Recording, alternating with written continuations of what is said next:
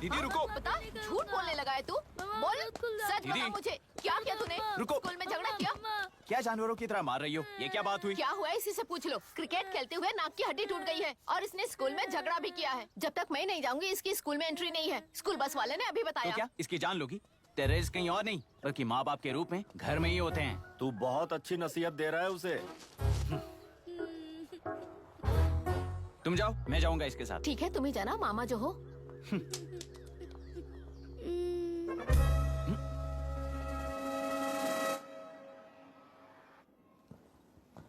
Excuse me sir. Yes, come in.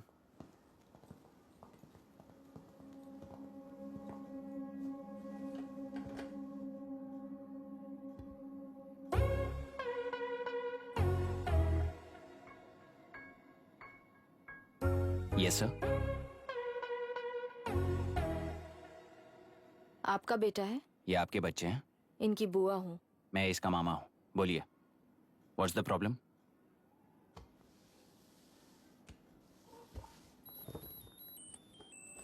I love you. If you love me, circle yes. If you don't, circle no. Hello, मैंने तुम्हें love letter नहीं दिया है। तुम्हारे भांजे ने मेरी भतीजी को दिया है। तो अब बताइए, अब मैं क्या करूं? क्या पूछ रहे हो? क्या करें? चाटा मारो उसके गाल पे। उसे चाटा लगाऊंगा तो उसकी फीलिंग्स मर जाएंगी क्या? Shameless thing. एक्सक्यूज मी, आपके एक्सेंट से लगता है कि आप अमेरिका में पली बड़ी हो। ये इस पे सर्कल किसने बनाया? ओहो, तो ये देखकर इसने इसकी नाक फोड़ दी और इसने उसकी नाक फोड़ दी, है ना? पीठ को मारने वाला मैं नहीं।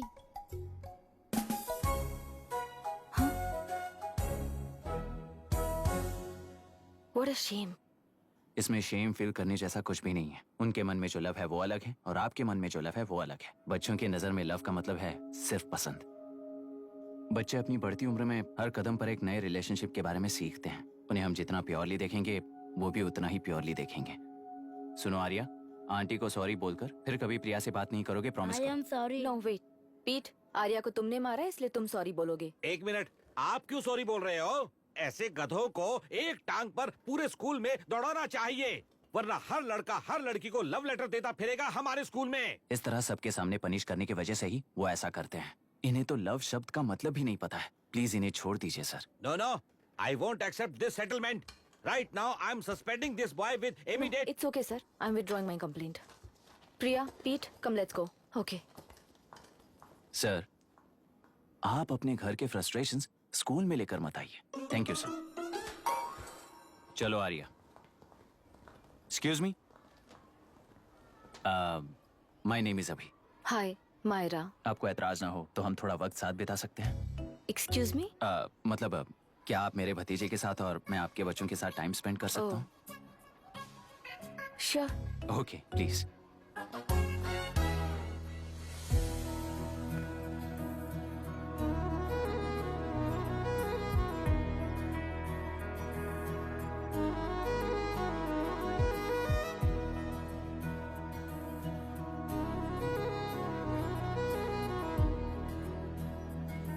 What do you want to talk?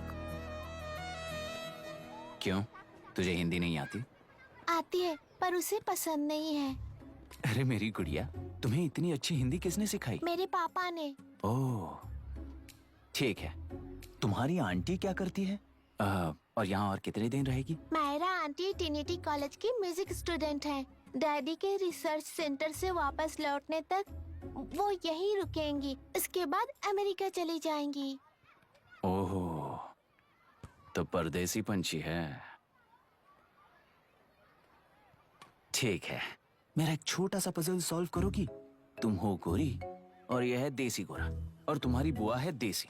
तो इतनी छोटी सी फैमिली में इतने रेसेस कैसे हो गए? सिली, इट्स सो सिंपल। मेरी दादी इंडियन है, मेरे दादाजी अमेरिकन है। डैडी दादाजी की तरह गोरे पैदा हुए और मेरी बुआ दादी की तरह पैदा हुई और मैं भी मेरे डैडी की तरह गोरी पैदा हुई और बेटे मम्मी की तरह पैदा हुआ। ओहो, That's all. So So simple. Simple. पर मेरी मम्मी मर गई। अरे मेरी गुड़िया, आई एम सो सॉरी बेटा। Hi. Your nephew is a smart boy. They are such well-mannered kids. Thank you. I'm so sorry about their mother. Thanks for your concern. सुना है आप म्यूजिक स्टूडेंट हैं। अगर आपको लोकल म्यूजिक के बारे में स्टडी करना हो या तेलुरु में घूमना हो तो मुझे बताइए। I'll take you. Sure, of course. Okay, na? We'll catch up. This is my fiance's call. I need to take this. I'll see you around. Come. Hi. Yeah, I'm good. How are you? क्यों Arya? Aunty ने मेरे बारे में कुछ भी नहीं पूछा ना? तुम क्या करते हो पूछ रही थी। तो तुमने क्या बताया? आईआईटी में पढ़कर एमआईटी में सीट पाकर तेलुगुरु में बेकार घूमते हो ऐसा बताया।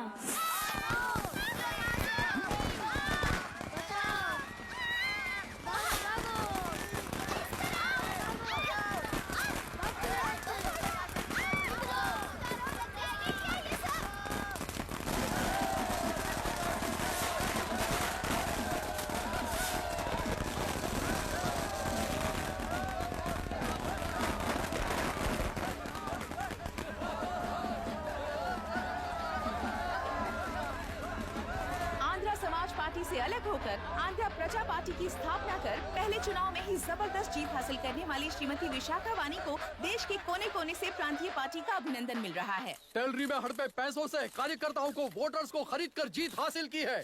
ईवीएम से छेड़खानी की गई है। यहाँ ऐसे हालातों में केंद्र में ज्यादा मेजोरिटी से जीत हासिल करने वाली इंडियन डेमोक्रेटिक पार्टी को हमारा साथ नहीं मिलेगा, ऐसा स्पष्ट किया विशाखावाणी ने। श्रीमती विशाखावाणी जी के बेटे कैकलुरी एमएलए विष्णुवर्धन को गवर्नर रमाकांत जी ने सरकार की तैयारी के लिए चुनौती दी है। तो अभी हमें ये देखना है कि आने वाले चुनाव में कौन सी पार्टी जीत हासिल करेगी।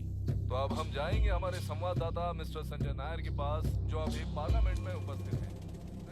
लोकतंत्र के 4 स्तंभ क्या क्या है? सरकार को चुनने का हक जनता का है। Majority rules. चुनी जाने वाली सरकार को जाति और धर्म का भेदभाव किए बिना सारी जनता का पालन एक समान करना चाहिए। हमें सपोर्ट नहीं किया ना, देखना आज से स्कूल कॉलेज कैसे चलाता है। कानून और न्याय व्यवस्था को दबाव में आए बिना ईमानदारी से काम करना चाहिए। नई सरकार के आते ही राज्य में 9 कलेक्टर्स, 6 एसपीज और 2 जजेस की बदली हो गई है।